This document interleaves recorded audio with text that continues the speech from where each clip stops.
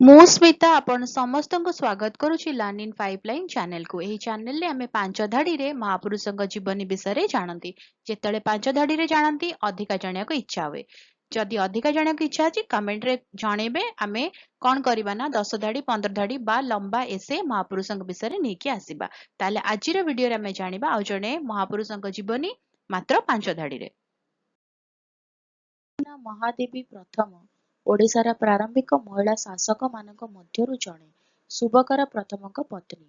ସ୍ୱାମୀଙ୍କ ମୃତ୍ୟୁ ପରେ ସେ ଶାସନଭାର ଗ୍ରହଣ କରିଥିଲେ ଏବଂ ଜ୍ଞାନ ଏବଂ ଶକ୍ତି ସହିତ ଶାସନ କରିଥିଲେ। ନିଜ ନାମରେ ରାଜନୈତିକ କର୍ତ୍ତୃତ୍ୱ ଦର୍ଶାଇ ଶିଳାଲେଖ ଏବଂ ଅନୁଦାନ ଜାରି କରିଥିଲେ। ତାଙ୍କ ରାଜତ୍ୱ କାଳରେ ବୌଦ୍ଧ ଧର୍ମ ଏବଂ ମନ୍ଦିର ପୃଷ୍ଠପୋଷକତାକୁ ଉତ୍ସାହିତ କରିଥିଲେ।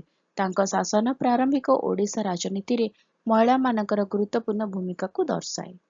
ଭିଡ଼ିଓଟି କେମିତି ଲାଗିଲା ମୋତେ କମେଣ୍ଟ କରିକି ଜଣାଇବ। ଯଦି ଭଲ ଲାଗିଲା ଭିଡ଼ିଓ ଟିକେ ଲାଇକ୍ କରିଦେବ, ଭିଡ଼ିଓକୁ ସେୟାର କର, ଚ୍ୟାନେଲକୁ ସବସ୍କ୍ରାଇବ କରି ବେଲ୍ ଆଇକନ୍ ପ୍ରେସ୍ କରି ଅଲ୍ ନୋଟିଫିକେସନକୁ ଅନ୍ ରଖିଥାଅ। ତାହେଲେ ରହୁଛି, ଦେଖା ହବା ଆଗାମୀ ଭିଡ଼ିଓରେ। ନମସ୍କାର।